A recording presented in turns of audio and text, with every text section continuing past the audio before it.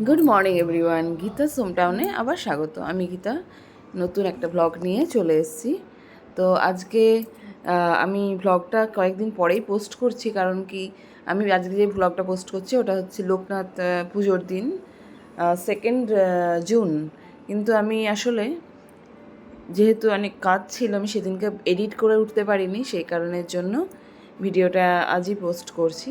তো সকালবেলা উঠে রীতিমতো আমি স্নান টান করে রেডি হয়ে গেছি, আর ওরছি ওইদিকে স্নান করে নিয়েছে। আর ওকে বলা হয়েছিল যে তুই আজকে ঘরটা একটু পরিষ্কার করে দে, আমি একটু কাজ করছি। তো সেই কারণে ও পুরো ঘর আজকে পরিষ্কার করার দায়িত্ব নিয়ে নিয়েছে, কারণ কি আমি ঠাকুরের ওই পুজোর দিকে নিয়েছি, আর ওই ঘর থেকে কুশনগুলো নিয়ে এসছে, বালিশগুলোকে সাজিয়েছে, নিজের বই খাতা অন্যদিন গোটা ঘরে ফেলে রাখে, কিন্তু আজকে গোটা বিছানার মধ্যে সাজিয়ে ঠাজিয়ে রেখে দিয়েছে। আর যত জামা কাপড় পাচ্ছে এই দিক থেকে ওই দিক থেকে সব আলনায় গোছাচ্ছে, কারণ ওকে বলা হয়েছে যে তুই একটু গুছিয়ে দে। আর আমার যত জামা কাপড় আছে সবগুলো নিয়ে ও একটা আলনায় রাখছে না, যেগুলো পারছে না গোছাতে আলমারির একটা সাইডে হালকা মতো ভাঁজ করে রেখে দিচ্ছে। এখন আমাকে বলছে তুমি কোনো কিচ্ছু নোংরা করবে না, কোনো কিছু এদিকে ওদিকে রাখবে না, মানে যেটা আমি শেখাচ্ছি ওদেরকে। বাচ্চারা সত্যি পুরো ইমিটেটার্স, ওরা একদম এদিক ওদিক ফলো করবে, নোটিস করবে, এবং যেটা আমরা বলি ওগুলোকেই ওরা আবার কপি পেস্ট করবে। তো এখন গোটা ঘরটা খুব সুন্দর করে ও সাজিয়েছে, সেই জন্য আমি একটু ভিডিওতে দিচ্ছি। তো এখন যাই পুজোটা সেরে নিই, কারণ কি অনেকটা প্রায় দেরি হয়ে গেছে। ওই রুমটাই আমাদের ঠাকুর ঘর, আর এই রুমটাতে মানে স্নান টান আর ঠাকুর ঘর আমি শোয়ার ঘরের আশেপাশেও করিনি, পাশের রুমেও করিনি, আমি একটু দূরে যে রুমটা আছে সেই রুমটাতে করেছি। তো ওর চিকে নিয়ে এখন যাচ্ছি, ও পুজো করবে, আমিও মন্ত্রপাঠ করব, আর ও করবে। আর ওকে আমি পুজো এই সমস্ত বিষয়ে ইনভলভ করে দিই, কারণ কি ও এই সমস্ত বেশি ভালোবাসে, আর আমার ইচ্ছাও হয় যে ও পুজোটা করুক। তো লোকনাথ বাবার পুজো আসলে আমি মানে প্রতিবার ঠিক করতে পারি না, 3rd জুন ভাবছিলাম আমি যে ওই মানে পুজো, কিন্তু আজকে আবার সকালবেলা উঠে আমরা হোয়াটসঅ্যাপ স্ট্যাটাসে আমি দেখছি সবাই পুজোর ফটো দিয়ে দিয়েছে, তখন আমি বুঝলাম যে মনে হয় আজই পুজো। তো কিছু করার নেই, ঠাকুরের জায়গাটাকে সাজিয়ে নিয়েছি। আর উঠছি এদিকে ওইদিকে ঘুরে ঘুরে বেড়াচ্ছে, ওটাকে ডাকতে হবে, কারণ কি ও বুঝতে পারছে না ঠিক কতটা লেট হয়ে গেছে। ও আচ্ছা, এই ঘরটাকেও পরিষ্কার করে নিয়েছে, এবার ঠাকুরের থালাটা ধুয়ে নিচ্ছে, কারণ কি যতই হোক এই থালাগুলো ডেলি ইউজ হয় না, ঠাকুর যেদিনকে একটু ভালো করে মানে বেশি পুজো টুজো থাকে সেদিনকে ইউজ করি।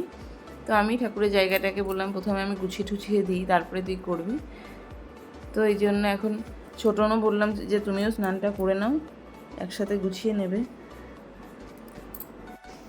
আর পুজোর দিনে সকাল থেকে মনে না থাকলে মানুষের যা হয়, একদম আমি সকাল থেকে জানতাম না, আমি জানি যে কালকে পুজো, এমনভাবে লেট হয়ে গেছে, তাই জন্য বললাম তাড়াতাড়ি আজকে ঠাকুরের মেন প্রসাদ হচ্ছে মিষ্টি, তুমি মিষ্টি নিয়ে এসো। তো ওর একটু মিষ্টি দিয়ে দিয়েছে ঠাকুরের কাছে, আর আমি বললাম একটু ঠাকুরের জন্য একটু ভালো কিছু নিয়ে আসো, তাই জন্য একটু কালাকান্দ নিয়ে এসে ঠাকুরকে দিয়ে দিচ্ছি একটুখানি। আর ওর এই সমস্ত কাজ এতটাই ভালোবাসে, ও কত সুন্দর করে গুছিয়ে গুছিয়ে দিচ্ছে সমস্ত কিছু।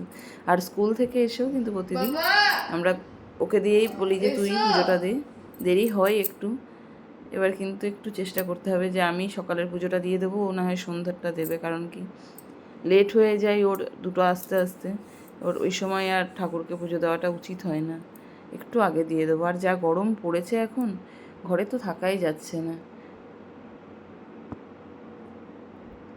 প্রদীপ টদীপ সাজিয়ে নিয়েছি, ঠাকুরের ফুলটা বলেছিলাম যে একটু এদিকে। আর আমি লোকনাথ বাবার পুজোটা বেশ ভালোভাবে করি। আমি কিন্তু যখন বারাসাতে থাকতাম আমি চাকলা ধাম থেকে ঘুরে এসেছি, আমার বেশ ভালো লেগেছে, আর অসাধারণ ওখানের জায়গাটা। চলুন মন্ত্রপাঠটা করে নিই।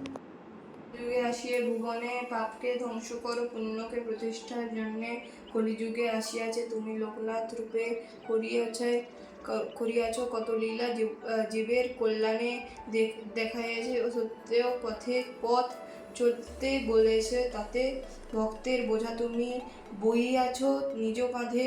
জয় জয় ত্রিকালোক শ্রী শ্রী লোকনাথ বাবার পাঁচালী। ত্রিকালক্ষ মহাযোগী লোকনাথের জয়, পাপি তাপি উদ্ধারিতে হইলেন উদয়। এসো এসো পাপি তাপি আর ভক্তজন, লোকনাথ বাবার কথা করহ শ্রবণ। আবির্ভূত হন বাবা কচুয়া গ্রামেতে, জনমিল লোকনাথ ঘোষাল গৃহেতে। পিতা রামকানাই ঘোষাল কমলা দেবী মাতা, ধর্মপরায়ণ তিনি সতী প্রতিব্রতা।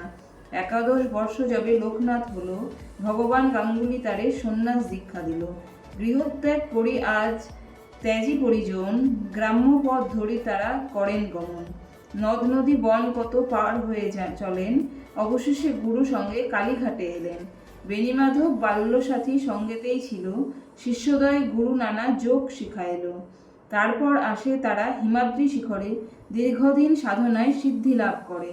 তারপর গুরু সঙ্গে শিষ্য দুইজনে, প্রণমী হে লোকনাথ তোমার রাঙা পায়। অথ লোকনাথ বাবার পাঁচালী সমাপ্ত। বাবা